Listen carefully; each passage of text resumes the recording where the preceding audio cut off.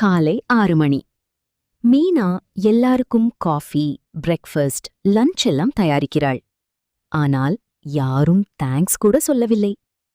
கணவர், வீட்டு வேலைதானே, அதில் என்ன பெரியது என்று கேஷுவலா சொல்கிறார். மீனா எதுவும் பேசாமல் அமைதியாக இருக்கிறாள். அடுத்த நாள் மீனா ஒரு முடிவு செய்கிறாள். வீட்டு வேலை மட்டும் அல்லாமல் ஆன்லைன் டெய்லரிங் வேலை ஆரம்பிக்கிறாள். சிறு சிறு பணம் சேமிக்கிறாள். ஒரு நாள் குழந்தையின் ஸ்கூல் ஃபீஸ் சடனா தேவைப்படுகிறது. கணவர் டென்ஷனா இருக்கிறார். அப்போது மீனா அமைதியாக பணத்தை கொடுக்கிறாள். கணவர் அதிர்ச்சி, இவ்வளவு எப்படி? மீனா சிரித்து, வீட்ட பார்த்ததோட என் திறமையையும் நான் மதிச்சேன் என்று சொல்கிறாள். அந்த நாளிலிருந்து குடும்பம் முழுக்க அவள வேற மாதிரி பார்க்க ஆரம்பிக்கிறது.